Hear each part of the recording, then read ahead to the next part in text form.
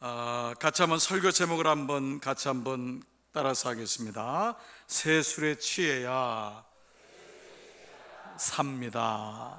자, 다 같이 한 번에 시작. 새 술에 취해야 삽니다.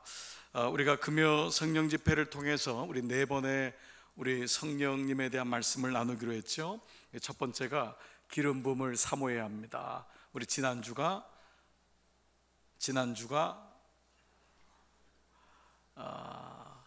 여러분이 모르니까 저도 갑자기 까먹었어요.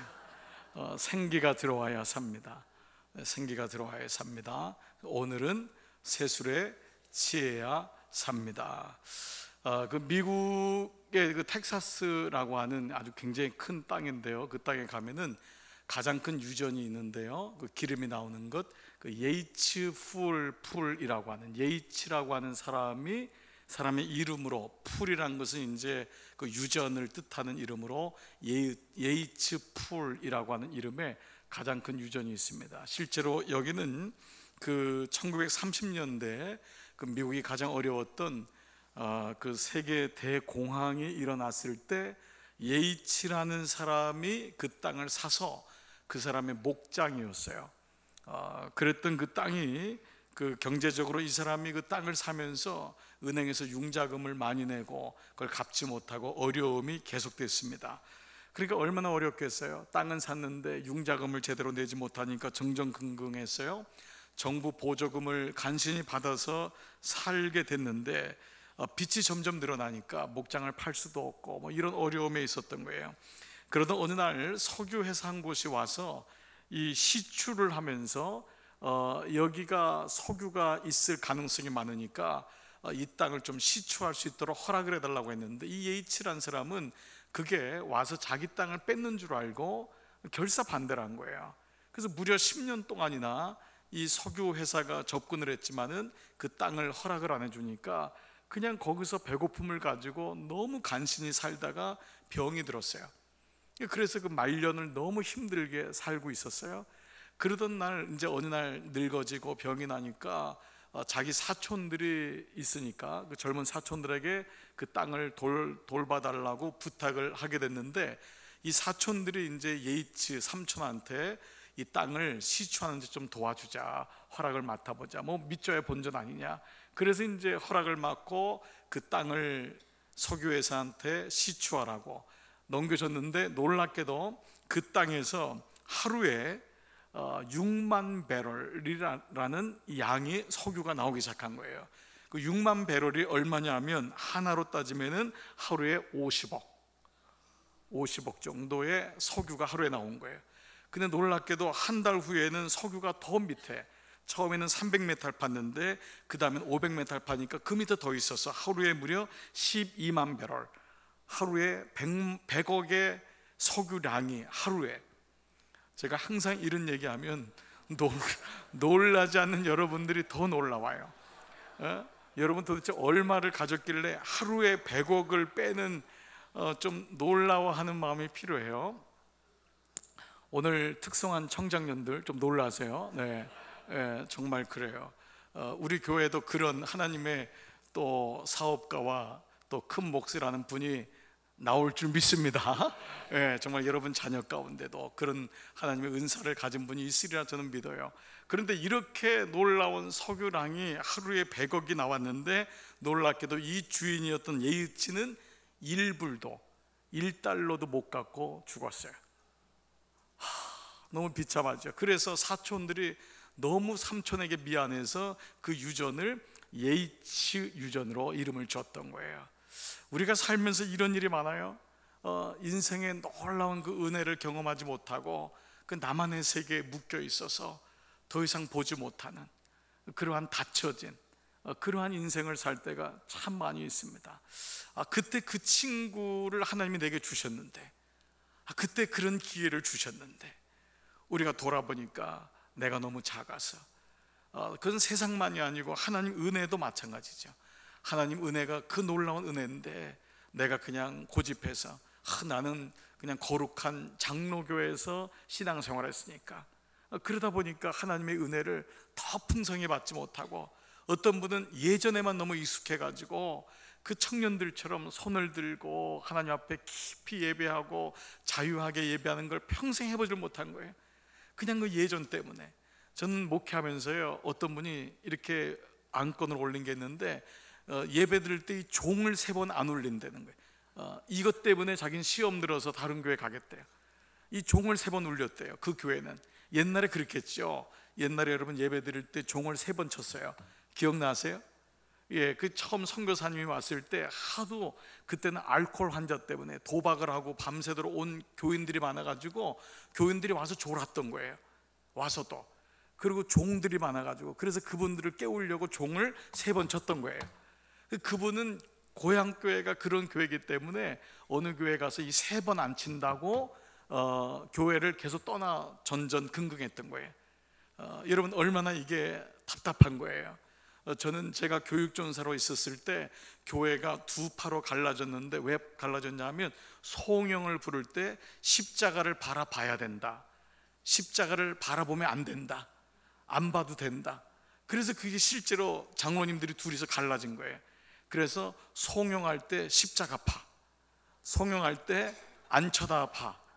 그래서 쳐다보는 파와 안 쳐다보는 파가 둘이서 싸우다 보니까 실제로 말씀에는 은혜를 못 받고 송영할 때 누가 쳐다보나 안 쳐다보나를 확인하는 일을 하게 된 거예요. 그거를 누가 확인했냐? 이 성가대가 높은 데 있었기 때문에 성가대원이 이걸 확인하는, 말도 안 되는 그런 일들이 실제로 있었어요. 그 여러분들도 성가대 아닌 분들이 이 조는지 안 조는지를 성가대가 다 알고 있어요. 이 성가대가 높은 데 있으면 다 보여요. 어떤 분들이 말씀을 할 때 조는지 아멘을 안 하는지. 그러니까 참 이 비본질적인 것에 붙잡혀 사는 게 인생이라면 얼마나 좀 연약한 인생이겠어요. 그래서 우리는 자기도 모르는 자기가 아는 것을 다 그것이 전부인 것처럼 살아갈 때가 많죠. 만왕의 왕 되신 예수님이 이 땅에 오셔서 우리에게 은혜를 주셨는데 그 은혜를 다 경험하지 못하고 내가 아는 것만큼만 붙잡고 산다면 이처럼 어리석고 아쉬운 게 어디 있겠어요. 마가의 다락방을 중심으로 한 성령 세례를 받기 전의 제자들과 성령 세례를 받은 후의 제자들을 여러분 비교해 보세요. 성령 세례 받기 전의 제자들은 그저 자기들끼리 알력이 있었다고요. 여러분 예수님의 제자들도 4파로 나눠져 있었어요. 예수님의 제자 12명도. 그래서 오죽하면 예수님이 3년만 하고 천국 올라가셨겠어요. 너무 힘들어가지고. 그래서 저희 목회자들끼리 하는 말이 3년만 목회하면 예수님보다 낫다. 원래 예수님이 30년 목회하려고 계획을 가지고 오셨대요. 성경에는 안 나와 있어요. 그런데 너무 힘들어가지고 3년하고 성령님이 빨리 오셔야 되겠다 그러고 가셨대요. 그러니까 여러분이 어떤 사역을 해도 3년 이상만 하면 여러분은 예수님보다 더 나은 분이에요. 그러니 12명이 모였는데도 그렇게 힘드니 얼마나 어렵겠어요. 근데 그 12명은 성령 받기 전에는 갈릴리라고 하는 그 조그만 호수를 중심으로 해서 살았던 사람이었어요. 그러니 갈릴리가 바다인 거예요. 그러니 얼마나 힘들었겠어요. 그런데 그들이 성령 세례 받은 다음에 그들의 범위는 달라졌어요. 예루살렘과 유대와 사마리아와 땅끝까지 갔던 거예요. 그러니까 이렇게 달라지는 인생을 살았던 거예요. 그 분기점이 뭐냐 하면 성령 세례란 말이에요. 그러니까 성령 세례는 어떤 열성적인 사람, 은혜를 갈구하는 사람만이 아니라 모든 사람에게, 하나님의 모든 자녀가 마땅히 받아야 되고 우리가 누려야 될 하나님의 은총인 줄 믿습니다. 이 밤도 성령 강림 절기만 아니라 우리의 모든 기도의 제목은 성령님과 동행하는 거예요. 얼마나 성령님과 친밀해지고, 그걸 인터머시라 그랬잖아요. 교제하고 사귀고 그 성령님이 나의 친구가 되시고 나의 구주가 되고 나의 아버지가 되고 나의 형님이 되고 그렇게 가까이 하는 것, 이것이 은혜죠. 자, 그래서 이 마가의 다락방에 있었던 제자들은 처음에는 뭐냐 하면 자기 나라, 온 네이션, 자기 나라, 온 킹덤, 자기 나라에만 속해 있는 거예요. 근데 이 사람들의 눈이 열리면서 성령 세례 받았을 때 변화된 게 뭐냐 하면 하나님 나라라는 단어가 생긴 거예요. 하나님 나라. 그 예수님이 뭐라 그랬죠? 그의 나라와 그의 의를 구하라. 먼저 그의 나라와 의를 구하라. 그러니까 우리의 눈이 온 네이션, 온 킹덤, 그저 내 나라에만 멈춰 있는 게 아니에요. 그러니까 사역을 해도 내 것만 있는 게 아니에요. 모든 게 다 연결되어 있는 거예요. 두루두루 다 연결되어 있는 거예요. 사람들은 자기 사역할 때만 자기 사역을 위해 기도해요. 그게 아니에요. 모든 사역이 주님의 나라인 거예요. 그런 마음을 가지고 돌보는 거예요. 그래서 하나님 나라가 임하는 것, 내 나라에서부터 이제는 주님의 나라가 임하여지는 것, 이것이야말로 하나님의 은혜죠. 자, 그래서 로마서 14장 7절에서는 이렇게 말씀하고 있어요. 같이 한번 읽겠습니다. 시작. 하나님의 나라는 먹는 것과 마시는 것이 아니요 오직 성령 안에서 의와 평강과 희락이라. 여러분 생각해 보세요. 하나님 나라가 먹고 마시는 것, 그저 먹고 마시는 것. 우리 인생을 보면 간단해요. 사실 왜 사느냐? 먹느라고. 다 먹고자 하는 것 아니냐, 이런 말을 농담으로 하잖아요. 잘 먹는다고. 그러나 먹고 마시는 게 하나님 나라가 아니에요. 그게 인생이 아니에요. 예수님 모를 땐 그게 인생이었어요. 그냥 벌어서 누구 말대로 개처럼 벌어서 정승까지 쓰면 되지, 그것이 인생의 전부인 줄 알았어요. 그런데 예수님이 내 안에 임하니까 하나님 나라는 먹고 마시는 것이 아니라 진짜가 있어요. 그게 뭐냐면 오직 성령 안에서. 이 말이 공동 번역에는 성령께서 주시는 의, 하나님의 진리, 그리고 세상이 줄 수 없는 평강, 그리고 희락.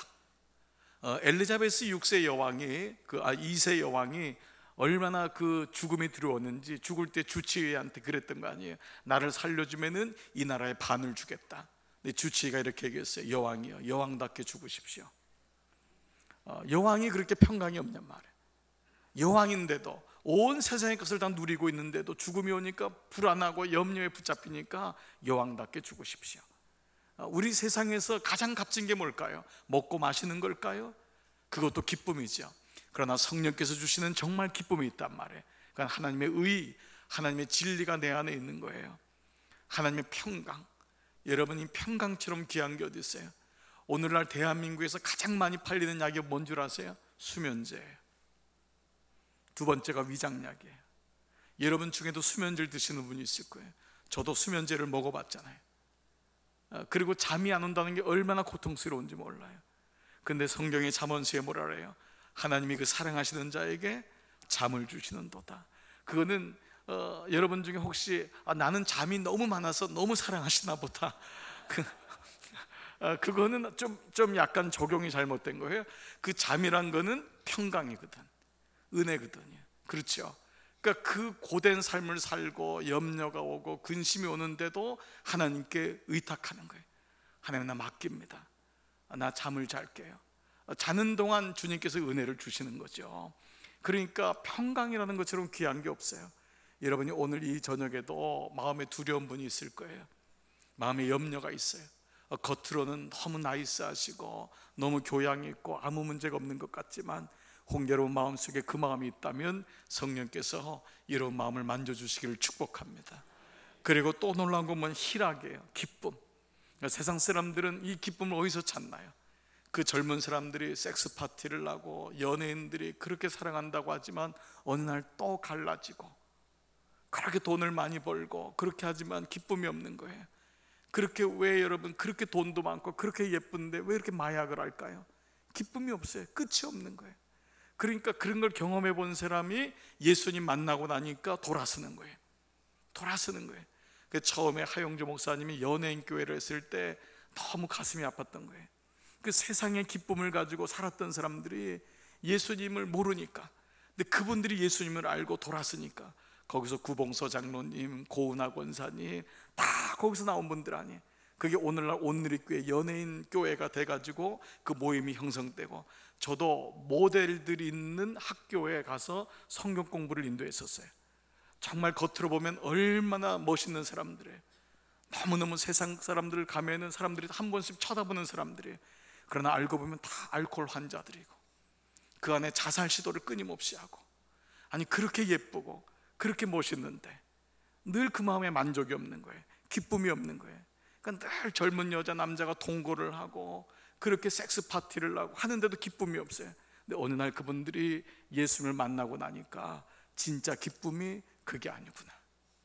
그게 얼마나 짧은 순간의 쾌락이라는 것을 알게 되는 거예요. 그래서 하나님 나라는 먹고 마시는 것이 아니다. 오직 성령 안에서 의와 평강과 희락이다. 이것이 우리의 눈이 바뀌는 거예요. 가치관이 바뀌는 거예요. 이것을 이 사람들을 향해서 우리는 그리스도인이라는 거죠.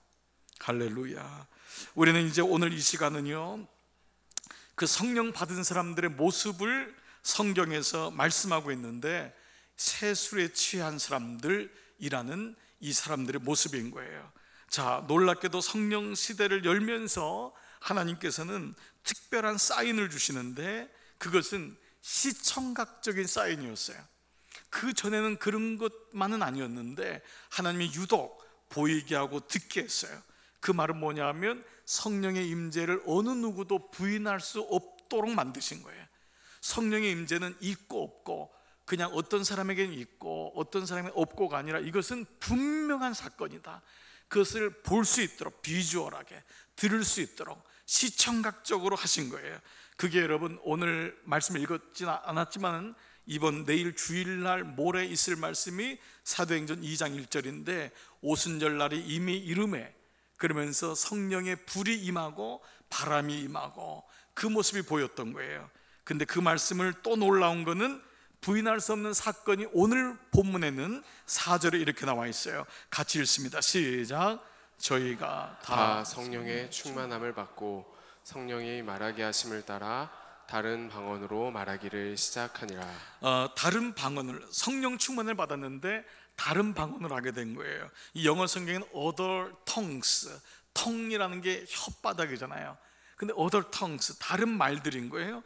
직역하면 다른 혀들인데, 이 말은 입속의 혀를 의미하는 것이 아니라 여러분이 알듯이 이 말은 다른 말로 방언이 시작됐다는 말이에요. 자, 공동 번역에 보면 이렇게 나와 있어요. 그들의 마음은 성령으로 가득 차서 성령이 시키는 대로 여러 가지 외국어로 말을 하기 시작했다. 이들이 어떤 말을 외국어로 말을 한 거예요. 여러분, 이 말은 무슨 말이냐 하면 사도행전 2장에서 나온 방언, 텅스는 고린도서나 로마서에서 나온 텅스, 방언과는 다른 거예요. 로마서나 고린도 교회에서 방언을 하되 너희가 은사를 방언을 받되 믿음의 덕을 세워라 라고 하는 그때 이 방언이나, 로마서에서의 방언은 뭐냐 하면 우리의 기도를 돕는 방언이에요. 근데 그 방언은 외국어라고는 할 수 없어요. 그거는 사실은 통역이 필요한 방언이에요. 그래서 고린도 교회는 그 은사 중에서 통변하는 은사가 있었단 말이에요. 그 방언이 무엇인지를 본인도 모르고 다른 사람도 모르는 거예요. 그 방언의 말이 어떤 영어나 스페니쉬나 불란서처럼 완벽한 언어가 아니에요. 그건 하늘의 언어인 거예요. 그래서 그것을 통변하는 사람이 필요했기 때문에 그런 은사가 필요했는데, 오늘 사도행전에 나오는 말은 뭐냐면 외국어예요. 그 말로. 이 말은 로마서와 고린도서에서 말한 방언과 달라요. 즉 이 방언은 영적 언어지만은 또 다른 쓰여지는 통용되는 언어였다는 것을 알 수 있어요. 자, 이걸 알 수 있는 게 5절 말씀이에요. 5절 같이 한번 읽을게요. 시작. 그때에 경건한 유대인이 천하 각국으로부터 와서 예루살렘에 우거하더니. 경건한 유대인이 천하 각국으로 왔다는 건 뭐냐면 이 흩어진 자들이에요. 유대인들이 그 이스라엘에만 살아야 되겠지만은 유대인들은 그 애굽에서 나오면서부터 고난을 받고 흩어졌어요. 그리고 이미 그 전에 바벨론으로부터 포로 시대가 시작됐잖아요. 그래서 그때부터 다니엘이라든지 느헤미야 이런 사람들이 다 세계의 각국에 흩어진 거예요. 그래서 실제로 예수님 당시만 해도, 초대교회만 해도 이 고서에 의하면, 고전의 역사에 의하면 매년 오순절로가 6월절이 되면은 약 200만 명의 외국인들, 흩어져 있는 유대인들이 이스라엘을, 예루살렘을 방문한 거예요. 엄청난 거죠. 이 사람들을 가리켜서 뭐라고 하냐면 디아스포라라고 하는 거예요. 디아스포라. 여러분 이 말씀 들어보셨죠? 그렇죠? 디아스포라는 말은 흩어졌던 사람들, 이런 뜻을 가지고 있습니다.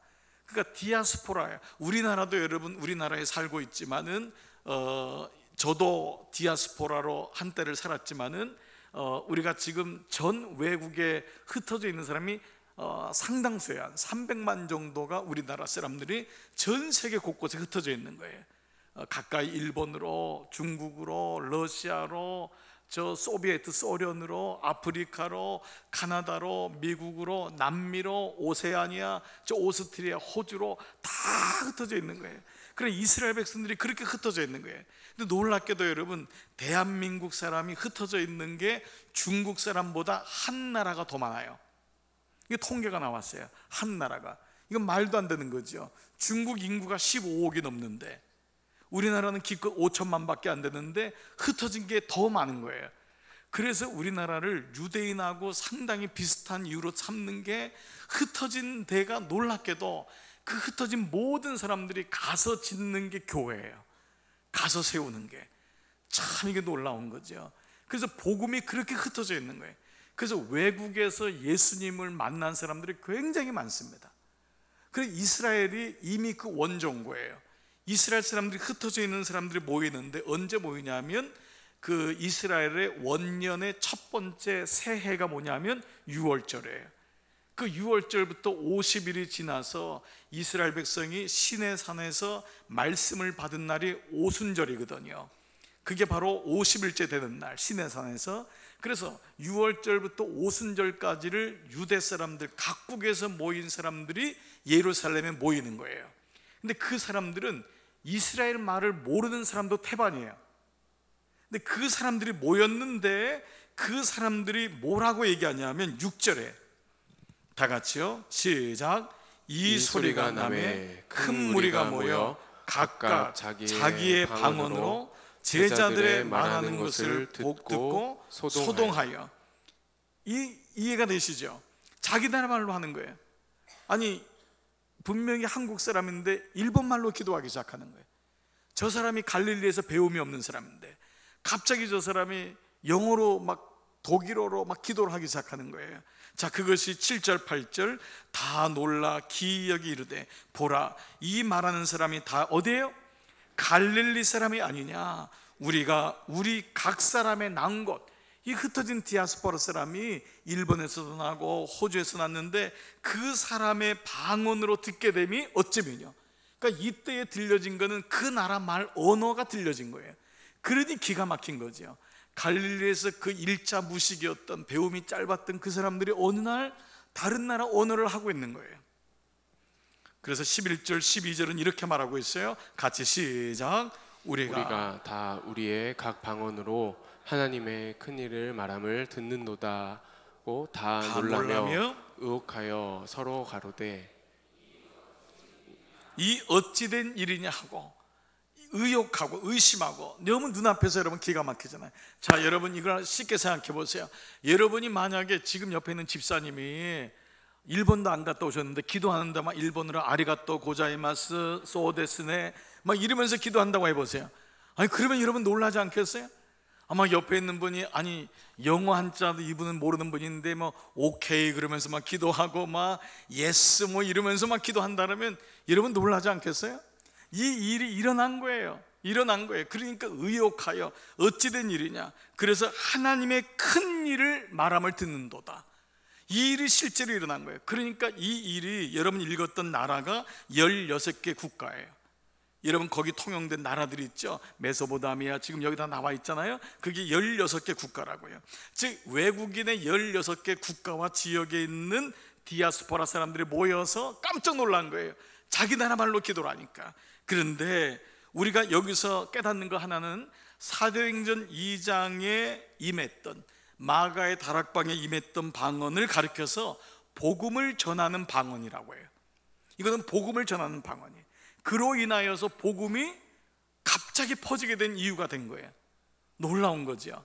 아니 그 200만 명의 디아스포라 사람들이 모였는데 그 예루살렘 지역에서 제자들을 통해서 자기 나라 말로 복음을 듣게 된 거예요.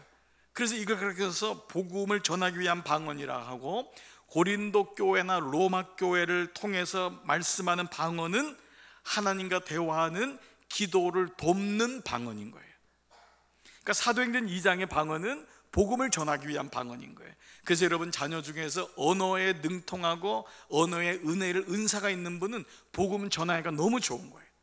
얼마나 좋아요. 지금은 우리나라에도 외국인들이 얼마나 몰려오고 있어요. 제가 아까 우리 목회자들하고 장로님들에게 잠깐 소개해 준 분이 있는데, 박승윤 목사님이라고 중국에서 태어난 분이에요. 부모님이 중국 분이에요. 이분은 이제 중국과 한국어를 하잖아요. 그 이분이 교회에서 파송한, 제가 이제 20년 전에 그 지하교회에서 제자 학생일 때 만나서 결혼하는 거 다 보고 이래서 이제 지금까지 왔는데, 그 교회에서 제주도 제주시에다가 중국인 교회를 세웠어요. 그 목사님을 파송한 거예요. 왜냐하면 제주도는 중국 사람들이 이민 와서 살 수가 있어요. 무비자예요. 중국 사람들이 중국이 공산국가고 하니까 또 제대로 또 이렇게 아무리 나라가 크고 해도 잘 살아줘도 힘드니까 제주도에 와서 땅을 사고 제주도에 와서 사업을 하고 제주도에서 국제학교를 보내는 중국 사람들이 많은 거예요. 그 사람들을 대상으로 중국인 목회를 하고 있어요. 그러니까 그곳에 가면은 중국말만 하면은 중국인들을 마음대로 만나서 복음을 전하는 거예요. 그러니 얼마나 여러분 놀라운 거예요. 그리고 우리 이 근처에도 여러분 우리 외국인 노동자들이 있지만은 성남만 가도 안산만 가도 외국인 노동자들이 너무 많아요. 그들에겐 기본적인 영어만 가지고 있어도 복음을 전할 수 있어요. 그러니 참 놀라운 거죠. 이제 대한민국이 세계가 오는 나라가 된 거예요. 동남아시아에서도 오고 우리나라에 무려 있는 중국 동포만 80만 명이에요. 중국 동포만. 탈북자만 지금 50만 명 시대가 되고 있어요. 외국인들이 100만 명이 넘고 있어요. 지금 막 오고 있는 거예요. 우리 안에 있으면 모르지요. 그러나 눈을 떠서 보면 우리나라에 이렇게 외국인들이 막 오고 있는 거예요. 그 사람들에게 복음을 전할 수 있는 기회가 된 거예요. 지금 그 사도행전 2장의 사건이 어느 날 이 시대 속에서 이루어지고 있는 모형을 보여주는 거예요. 그런데 그 나라에서 그 나라 말이 회복된 거예요. 각 나라 말이 방언을 통해 회복된 거예요. 그러면 여러분 말씀에서 연상되는 사건이 뭘까요? 그 언어가 흩어졌던 때가 있었어요. 뭐죠? 그렇습니다. 바벨탑 사건이었어요. 하나님을 떠났던 사람들, 교만하여 성을 쌓았던 사람에게 하나님이 언어를 분잡게 했어요. 언어를 나눠서 흩어지게 했어요. 그게 바로 바벨탑 사건이었어요. 창세기 11장 7절. 자, PPT 보고 같이 읽겠습니다. 시작.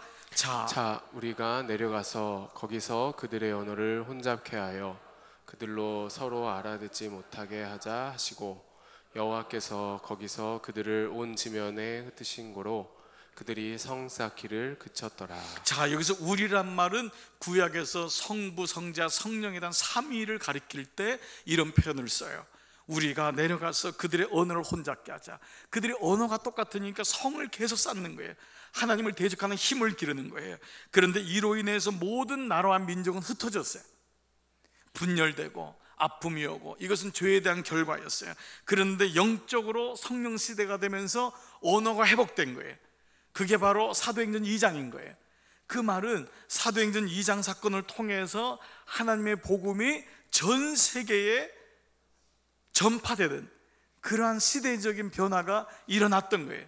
그것은 이제 복음이 유대인의 복음이 아닌, 예수 그리스도가 유대인으로 오셨지만은 이스라엘에 국한된 복음이 아니라 이스라엘을 통과하여서 그 말로 예루살렘과 유다와 온 유대와 사마리아와 땅끝까지 이르러서 복음이 전파되는 거예요. 이거를 사도 바울이 캐치하고 깨닫고 하나님의 성령의 임재함을 알고 아시아로 가는 것에서부터 빌립보를 통과해서 유럽으로 복음을 전하게 되면서 유럽이 복음화가 되고, 그 유럽이 복음화되면서 대서양을 건너서 미국이 복음화가 되고, 미국에서 태평양을 건너서 100년 전에 우리한테 복음이 왔던 거고, 우리에게서 복음이 왔던 것이 중국으로 가고 일본으로 가고, 그렇게 복음이 전파되는 거예요. 이제는 어디까지 가는 것이죠? 동남아시아를 통과해서 모슬렘에게 가는 거예요. 아랍을 통해서 가는 거예요. 그래서 예루살렘에서 돌았던, 서진했던 복음이 한 바퀴를 돌아서 끝에까지 가는 순간, 이스라엘 때까지 가는 그때를 성사학자들은 마지막 때라고 하는 거예요. 우리가 왜 말세의 지마라고 하냐면 지금 이스라엘이 회개하기 시작하는 거예요. 이스라엘 유대인 패스터들, 유대인 목회자들이 일어나기 시작하는 거예요. 여러분, 지금 이스라엘 백성들에게 놀라운 변화가 한 20년 전, 불과 20년 전부터 감지되고 있는 거예요. 이게 복음이 지금 한 바퀴 도는 거예요. 그래서 우리 역시도 선교를 하는 이유가, 여러분이 그렇게 인도네시아, 방글라데시아, 말레이시아, 태국, 여러분들 우리 교회에서 그렇게 십시일반, 그렇게 335 기도하면서 섬기는, 몽고도 섬기고 중국도 섬기고 보니까 일본도 섬기고, 그게 뭐예요? 세계 곳곳으로 복음이 전파되는 사도행전 2장에 순종하는 모습인 거예요. 그리고 우리의 자녀들이 어느 날 대한민국만 있지 않냐고 그들이 직장일로, 유학으로, 삶의 터전으로 흩어져 나가는 거예요. 그래서 그들이 있는 곳에서 복음을 전파하는 그 민족이 된 거예요. 그래서 사도행전 2장은 바벨탑 사건이 회복되는, 그래서 우리가 선교하는 이유도 바로 그 같은 이유인 거예요. 이제 우리가 수요일마다 이제 전반기 6개월을 돌아보면서 우리 수요일에 또 우리 금요 성령 집회, 우리가 선교사님들 오면은 또 기도도 받고 또 선교 보고도 듣고 이러면서 우리의 눈이, 우리의 영적인 복음의 영역이 여러분 점점 넓어지기를 축복합니다. 자, 이제 이러한 가운데 오늘 여러분은 이제 결론적인 말씀을 드리고 싶어요. 그렇게 그들이 성령으로 방언으로 하니까 이 사람들이 뭐라고 얘기했냐면 13절에 이렇게 말했어요. 다 같이 시작.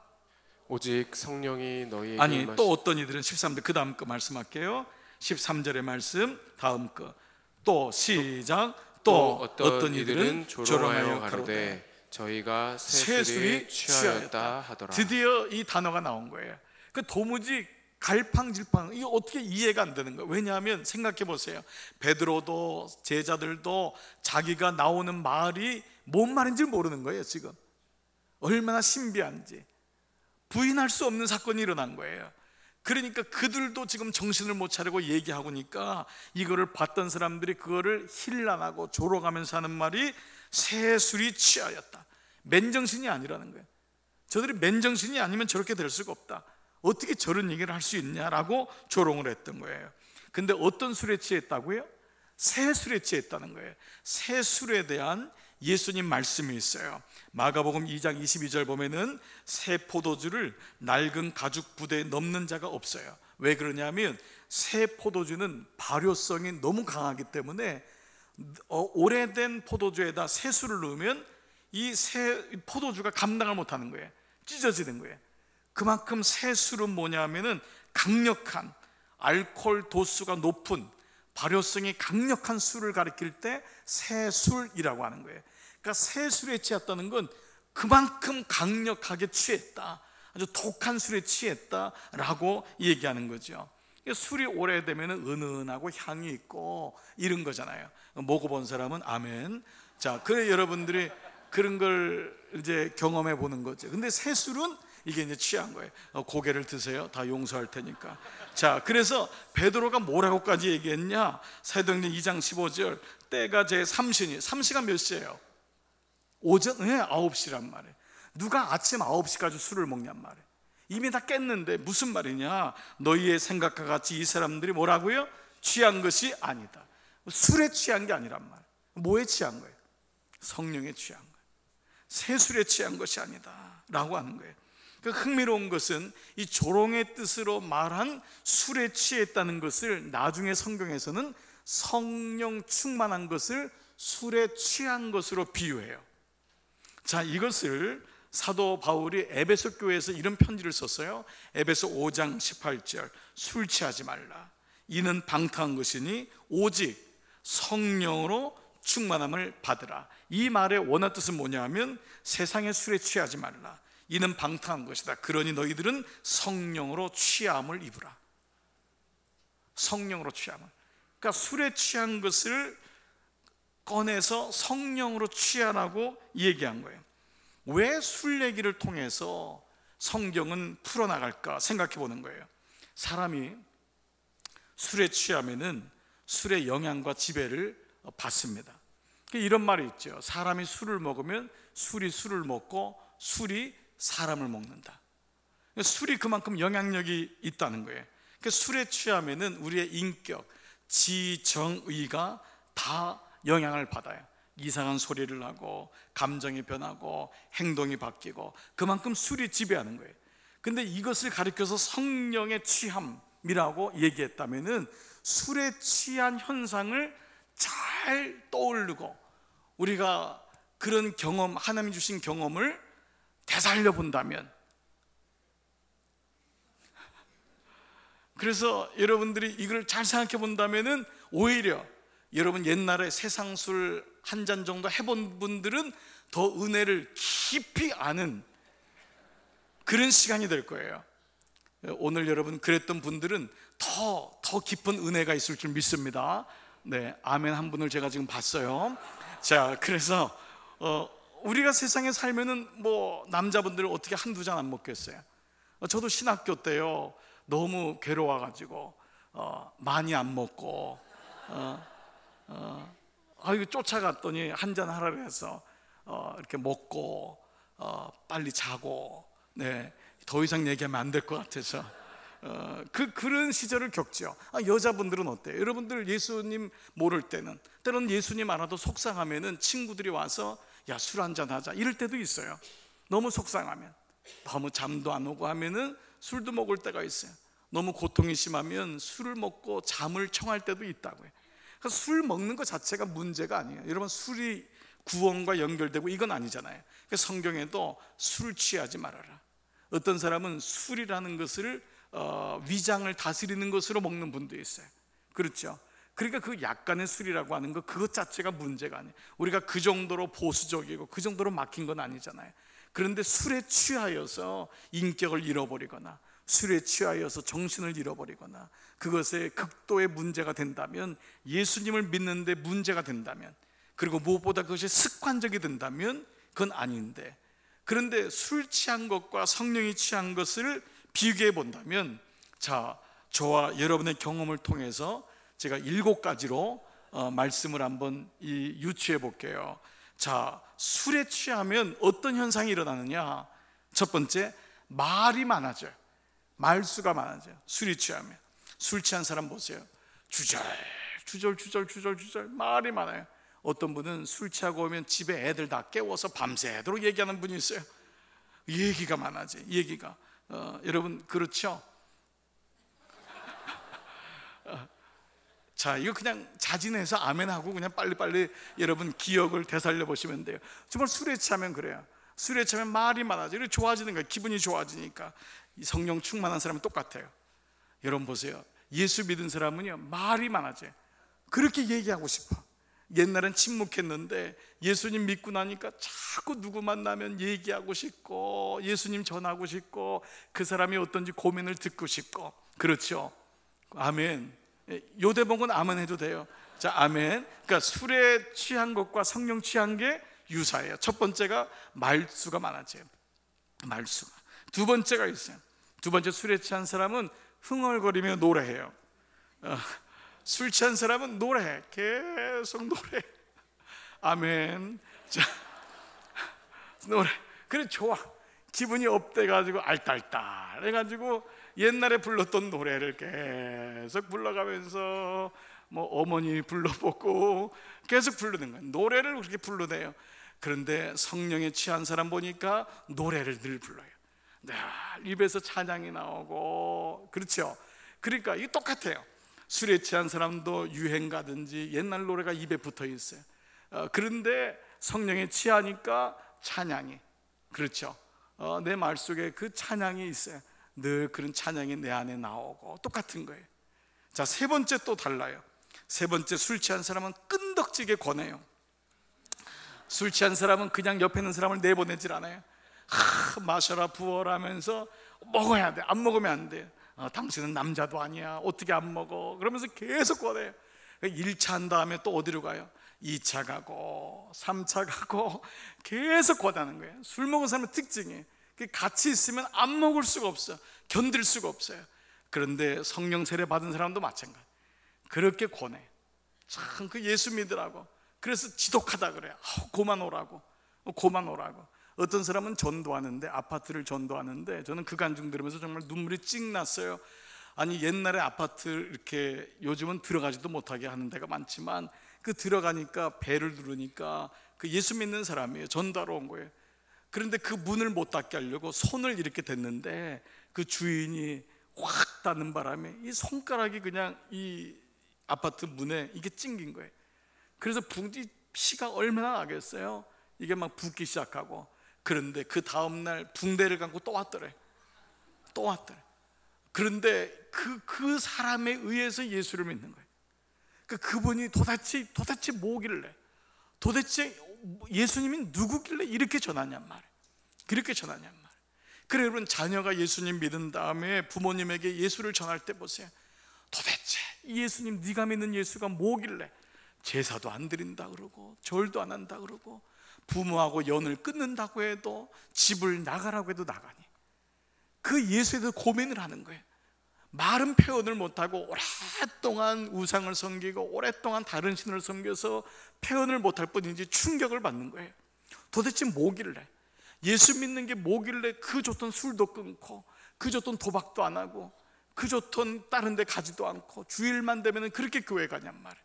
예수 믿는 게 뭐길래 금요일만 되면 친구들하고 모여서 3, 4, 5 술 먹고 하던 그 친구가 그렇게 금요 성령 집회 나가냔 말이에요. 그렇게 기도하러 나가냔 말이에요. 그 끈덕지게 고난은 그 예수님 마음, 그게 성령 받은 사람 마음에 오는 거예요. 왜냐하면 예수 안 믿는 사람은 안타깝거든요. 너무 안타까운 거예요. 그래서 그런 현상이 똑같이 나오는 거예요. 자, 네 번째는요, 술을 마시면 잘 울어요. 네 번째, 술 취한 사람은 울어요. 처음에는 막 알딸딸하고 막 노래 부르다가 나중엔 꼭 울어요.